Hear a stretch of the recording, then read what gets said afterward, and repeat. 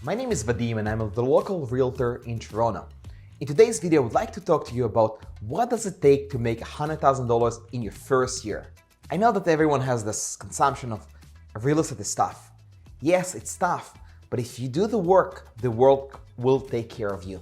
So let me share with you ideas on what I have done in my first year and how I'm working towards becoming a diamond, an agent who makes over $1 million every year. Stay tuned with this one and let's go over the points. The most important aspect of having and making money in real estate is having conversations. A lot of people assume that sales are going to happen, but no, they will happen if you put the work. What does it mean? You need to start cold calling from 9 a.m. to 12 o'clock or from 5 to 8 p.m., whatever works for your market, but you need to start getting on the phone consistently. The way it works with my schedule, I'm on the phone every single day, 5 days a week at least, and obviously I will combine it with door knocking, which I will share with you shortly, but it's very important to understand that cold calling is what makes you money. And if you're thinking to yourself, okay, but nobody answers the phone, I'm not having good conversations, then change things around. If nobody answers the phone, go and door knock. If nobody answers the door, continue cold calling. But make sure that you're having conversations about real estate, because this is the one single thing that is the most important. Now, I did mention earlier door knocking. So let me share with you this thought. So I cold call in the morning and then I head out to door knocking as well. Why do I door knock? You're probably asking yourself, because it's the best way to communicate with your clients who are yet to become your clients. What do I mean by that? Let's say you have dialed 100 people. You spoke with 100 people. What I would then do is I will door knock at their house and I will go and introduce myself. I will introduce myself as Vadim Vilensky, the local realtor. I will give them a business card and I will ask them a simple question. What in the world can I do for you? Nothing else. I'm not asking them, when do you plan on moving? How long have you been living here? Whatever the other coaches are teaching you. I will simply ask, what can I do for you to help you? That's it. The moment you ask that question, the gate, right, that everyone has this huge wall between the two of you is completely opened. And now you're having a conversation as someone who is a family member or a friend.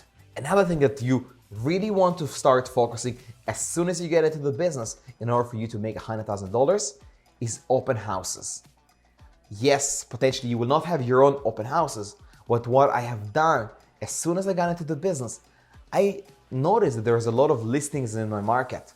And what I started doing is I got in touch with different agents and asking them if I can do an open house on their behalf. Believe me, there's a lot of agents who would like to enjoy their weekend with their family and they don't want to do the open house. Since you're new to the business, all you have is time.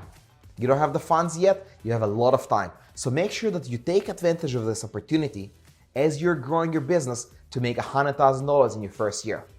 So what I have really done is speak to as many agents as possible and ask them if you can host their open houses for their listings. All you're really trying to see is you're trying to find a buyer. And what I have done before that, I would door knock across the door. Let's say I have a listing in Toronto. I would door knock every single home on the same street, inviting them to the open house. What I have done for doing so is I don't really care about finding a buyer for this home, but what I do care is trying to find out if there's another seller looking to sell who is keeping an eye on this open house. So I will invite everyone. I'll make sure there is nice warm cookies or muffins being cooked at the oven just so that there's beautiful smell around the home. And then you obviously want to have coffee and you're just trying to have conversations. You're inviting people over saying, hey, by the way, we're having an open house. My favorite one. I don't do the 2 to 4 p.m. I do the 1 to 5. Why? 2 to 4 is just not enough time. So think about it. You show up to work 2 to 4 and you're done. First of all, you wasted a lot of time in between. You might as well, if you show up at work on Saturday and Sunday, you might as well do it 1 to 5. Have 4 hours blocked there so you can promote yourself, you can develop yourself, and then you can meet people. Because in this business, All it takes is just meeting people and speaking to them about real estate. So what I would do every single time I'm having an open house, I will invite people from the same circle of the street, come over, let me show you around, and I will ask them this question. Who do you know who would like to move to your area? Nothing else. And let them have the conversation. Let them talk. And once you have the conversation, listen carefully because they will give you the signs whether they are looking to sell or they have any interest in doing anything in real estate. Another thing that helped me big time to succeed in my first year was to contact my friends. So we call it the wedding list. This is the list that you will have to create if you were to get married.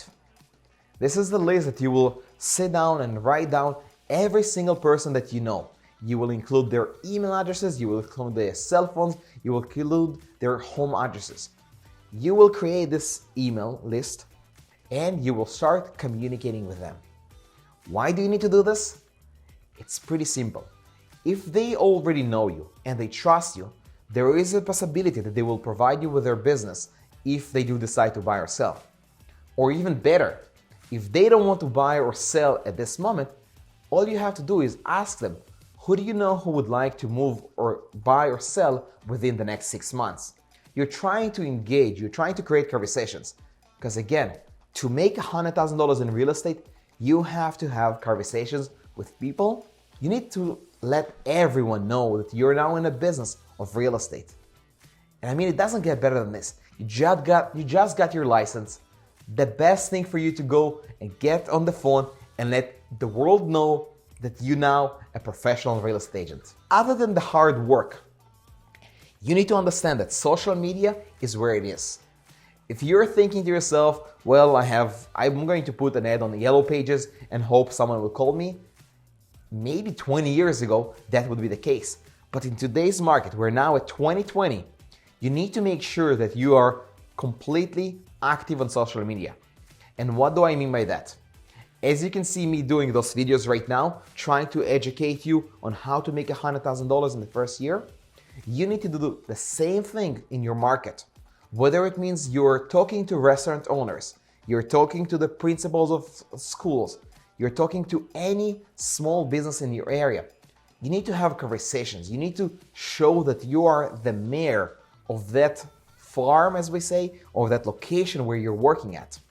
But you need to make sure that everyone knows who you are. So if you ask any of my neighbors, anyone who is in my area, who Vadim Vilensky is, they will all know because I'm constantly on social media, constantly creating value for people to follow. So this is what it really takes to make $100,000 in the first year. If you think about it, 100 G's is not a lot of money if you put the work. Yes, it might seem like it's a big number and it might seem like it's a lot of money, but if you break down your schedule and you really understand what it takes to succeed, you will be successful. So if you have any questions, feel free to reach out. I'm here for you guys. Have an amazing day and I'll see you in the next one.